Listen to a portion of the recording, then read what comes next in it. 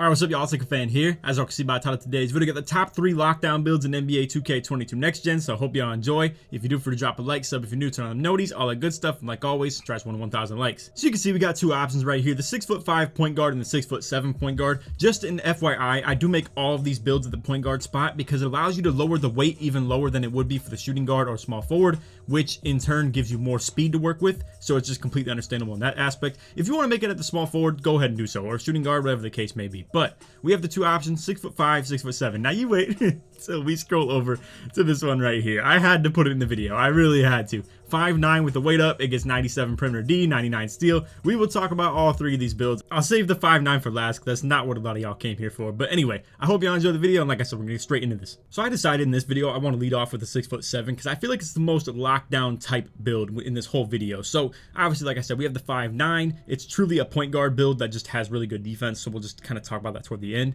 But then we also have the 6'5" that's intended to be a secondary ball handler, fit the pro-am style, fit park really well, just be a really good overall build. It's more of a two-way. This one right here, really more than anything, features as a true pure lockdown. It has really every defensive attribute rating it could possibly get, minus offensive rebound, because you probably don't plan to crash O-boards too often with this, unless you really want to play 2v2. If you're playing 2v2 and you're doing a lot of driving kick and stuff like that, understandably, you would probably want a little bit of O-board rating. But anyway, with the 6'7", we have 186 on the weight, 7'4" wingspan.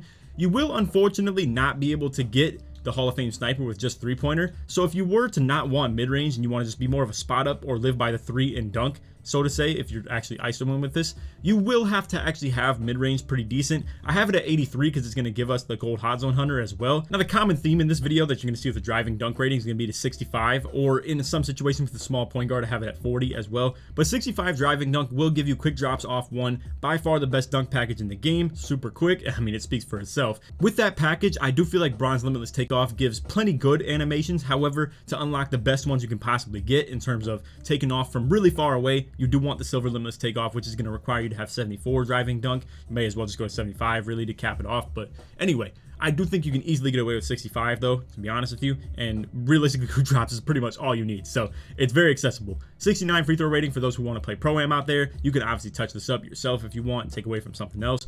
Now the defensive aspect is obviously what you came here for with the video. So I by far believe 6'7" is the best lockdown height in the game. It unlocks everything. 94 gives you Hall of Fame clamps, 95 gives you Hall of Fame menace, 96 gives you Hall of Fame pickpocket. I mean, the list goes on and on. It fits every threshold. And then we also up the weight just a little bit so we can get the gold rebound chaser as well. We still have silver rim protector.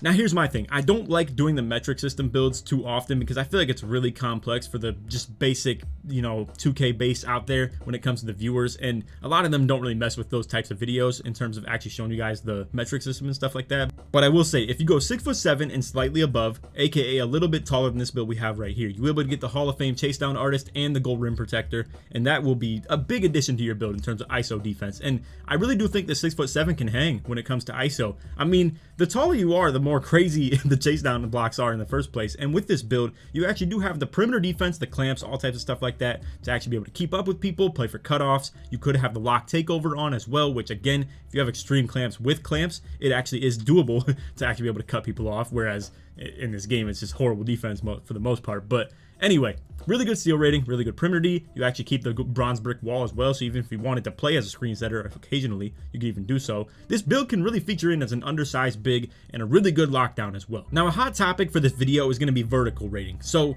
I do believe on a lockdown you really do want this. It really helps your jump contest in terms of if you're trying to jump at someone on the three-point line. Obviously when it comes to interior defense and rebounding too, vertical becomes a massive actual trait when it comes to all that stuff too. So me personally, I do believe vertical is good to have. But if you are in the situation where you want to be a secondary ball handler and you have to sacrifice something on your build and it doesn't want to be something like block, steal, or perimeter defense, then I really do feel like vertical maybe becomes one of the earlier things that you kind of get rid of, to be completely honest with you. And again, we will talk about that with the next build that we showcase with the 6'5" that's intended to be that secondary ball handler. But either way, you can see right here, pretty good speed. 81 isn't amazing or great or anything like that, but 6'7" does keep up pretty well on the perimeter. You do have great perimeter defense for the lateral quickness. Again, I can't stress enough how good this build is in terms of defense, and its versatility is crazy too. I mean, this build rules pro-am when it comes to the lock build, where people run like a a 6'7" and a 6'8", play sides with it, play really good like rotations and stuff like that as well. The list goes on and on. The build is just really good. It's really versatile. It'll fit into a lot of different people that you can play with. The one downside to it, however, is that you only have one really valid takeover option, which is going to be extreme clamps. Now,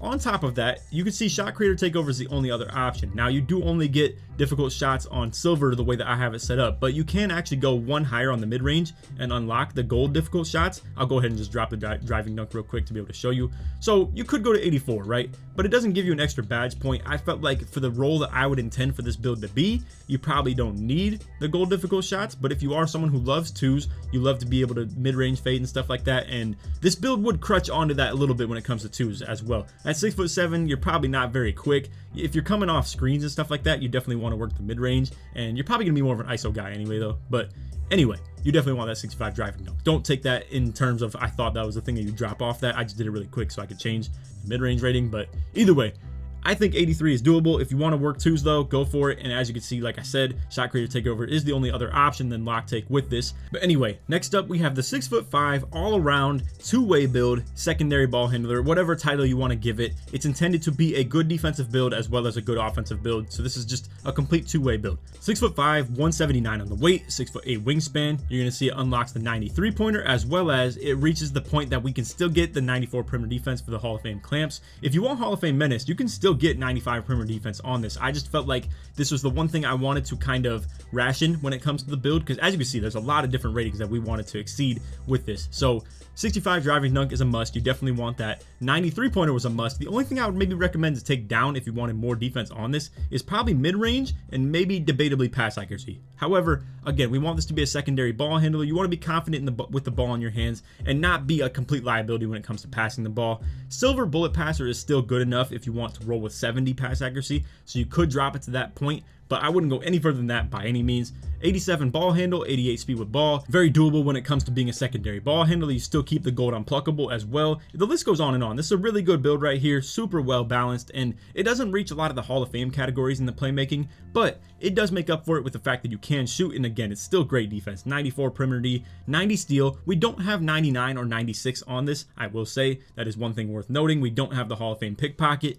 I will say, I feel like with pickpocket, it's a little bit overrated. I do still want to advocate for it on the 6'7" though. I feel like the higher you can have this, the better. I just feel like with this build, with it being more of a secondary ball handler related one, it just has to take a hit somewhere, and we wanted that to be with the steal rating to 90. Also, you can see the one thing that we have the massive hit to is vertical. We were already talking about that on the 6'7". I think it's very good to have, but with this build right here, you're more so planning to fight through screens and be able to stay on the guard and not really plan to switch on to bigs too often, whereas with the 6'7", you are super versatile with that. You could literally guard anybody that you want with that build. So the simple formula to this whole thing is the less defense you have, the more offense you can have, obviously, and the more offense you have, the less defense you have to have. So with this build, it's all about finding the sweet spot for those certain things, trying to hit certain thresholds that you would like to achieve. So again, 65 driving dunk, you definitely want that for the quick drops. 93 pointer is going to be very consistent and also unlocks things like obviously catch and shoot, Hall of Fame sniper, gold hot zone hunter. The list goes on and on. It's not that 90s particularly like unlocks anything. Like, we'll go ahead and drop this. You can see for going down to 87, the only thing we lose is blinders on gold, and then the list goes on and on. You can see Deadeye and corner specialist will drop down one level. If you want to play with this as a lockdown, the corner specialist on Hall of Fame could be nice, but let's be real, you probably don't need that. And with this, you're probably playing more as a secondary ball handler. You may even be the primary ball handler and still want to guard ball as well. Like, if you're someone who is by far the best player in your squad and you want to be able to guard ball and be able to run point guard, do the very important things on both ends of the court, and your teammates are kind of just there along for the ride, and you want to carry, then this is probably the perfect build for you, to be completely honest with you. It has great perimeter defense. Again, we don't have the Hall of Fame menace, but I don't think it's really necessary. It doesn't have the perfect steal rating either, but again, bump steals have seen more utility than pluck steals have in this game, and pickpocket isn't exactly perfect. We'll just put it like that. What this build also unlocks that's very unique is the Silver Intimidator at exactly 65 block, as you can see, and also unlocks Bronze Rim Protector and Bronze Chase Down Artist. Perfect, honestly, when it comes to all the badge layouts with this. So You do get the Hall of Fame interceptor still at 90 steal rating. We definitely want that. And you may be asking, where are we getting all these defensive badge points from? We only have 21. I would definitely recommend that you go to college if you are making a brand new build, if you're not doing this as a rebirth. If you're doing it as a rebirth, just put your 4 extra badge points into defense. And if you have any of the level requirements that you've hit for the thresholds too, so for hitting level 39 in season 1 or season 2 as well, I would definitely recommend put as many extra defensive badges as you can on this build, because you have the ratings exactly where we want it, but the badge count is not great. 21, that's not very ideal, honestly, especially with how many good defensive badges we could put on this stuff, like ankle braces, interceptor, hustler, a little bit of ball stripper, probably on bronze, silver intimidator, bronze rim protector, bronze chase down artist, Hall of Fame clamps, a little bit of pickpocket, some pick dodger, bronze tireless defender, maybe even menace if you want it. I mean, the list goes on and on. There's a lot of good defensive badges in this game that you would probably want to be able to help you out in terms of the crazy cheese like left and right stuff that we have in the game currently. And as well, I really do want to mention the 93 speed is the complete cap to this build that just makes it the complete cherry on top of all this stuff. To be 6'5" with 93 speed is freakish. It's really good. I really do recommend this. If you even make like a 6'1" lock or quote unquote like a 5'9" lockdown. For instance, with the 5'9s, you actually have to up your weight a little bit to even get the perimeter defense good enough, because it just doesn't naturally give you it because you're so short. So with upping the weight, you lower your speed cap. And with that, it really just doesn't even compare. This build right here at 6'5" meets the perfect speed thresholds and the perfect perimeter defense thresholds as well. Now, I will back out really quickly and show you guys a pure lockdown version of the 6'5" right here, because I think 6'5" is the perfect height to try and make a lock for, and I don't want to leave you guys high and dry with that. So we'll show a different alternative version rather than the secondary ball handler right here. But anyway, as you can see, again, 93 speed, 91 acceleration. We have strength upgraded on this one as well. The one hit that we took is vertical. And again, I will back out and show you guys one that actually has the pure lockdownness to it,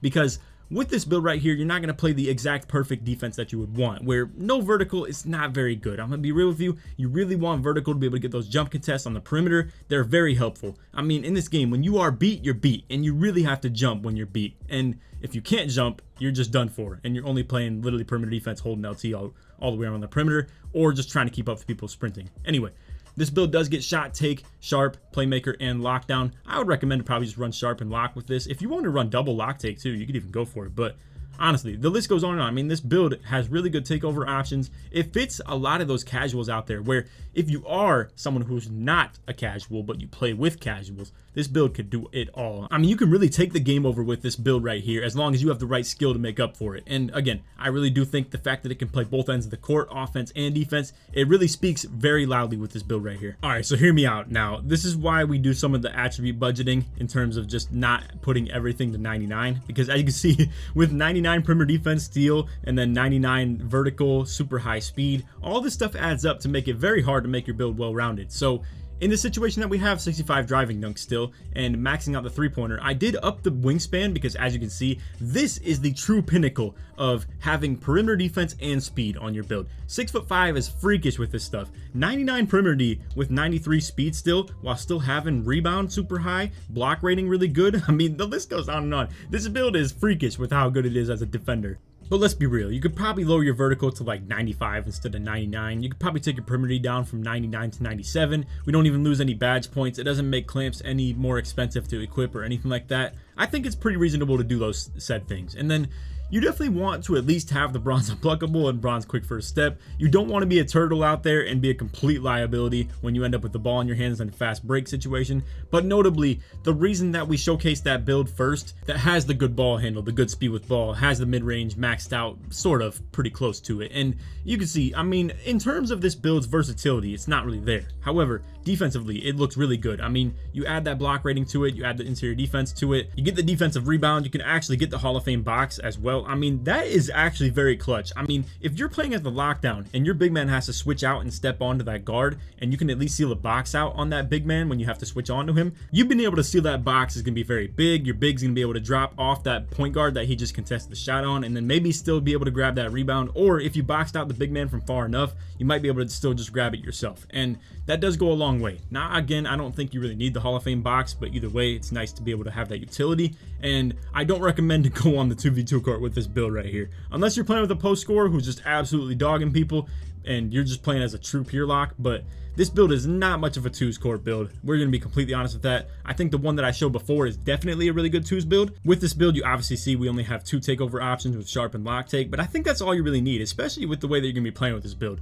Straight up corner on offense and then your guarding ball on defense. I mean, really, that's the only 2 takeover options you'd even want. I think maybe even doubling down on just double lock take with extreme clamps might just be worth it. But either way, that was the pure lock version of the 6'5" that we wanted to show, and then we also showed the secondary ball handler one. Now right here, we got the 5'9", 166 on the weight, 5'10" wingspan. I mean, this is the best point guard build. It's the best lockdown build. I mean, it's just crazy, man. Overall, it's really destructive. So we have 40 driving dunk. It's going to unlock the CJ McCollum dunk package. You can still dunk when wide open as long as you do it from close enough to the hoop. I see a lot of people in the comments about that. You guys got to start the dunks from closer to the hoop. You can't be expecting to do limitless takeoff dunks with no limitless takeoff. I mean, it's as simple as that, really. Anyway, I'm not going to harp on this too much. I mean, it's pretty straightforward. 99 three-pointer, 99 ball handle, 99 steal, 97 perimeter defense, 96 speed, acceleration, and 99 stamina. I mean, what more do you need in this game? I mean, it's pretty crazy, man. And I really do hate it how versatile and great this build is offensively and defensively. In the video that I uploaded a couple days ago titled "Let's Talk About the Playmaking Shot Creator," we talked about its glaring weaknesses like interior defense, block, O-board, D-board. I mean, you don't really care about O-board, but anyway, vertical, all this stuff, driving dunk, finishing game just in general. The glaring weaknesses don't even glare that big, and it's really just a problem if you ask me. But anyway, like I said, we have ridiculous perimeter defense. We unlock the just, cheapest way of getting clamps, ankle braces, all types of stuff like that, pick dodger. I mean, the list goes on and on. 99 steal rating, some really good speed here with still 96, but I do want to compare real quick when it comes to this versus the 6'5". So yes, you could make the case the 6'5" maxes out at 93 speed, and this one right here still gets 97 perimeter defense, even though the other one was still getting 99.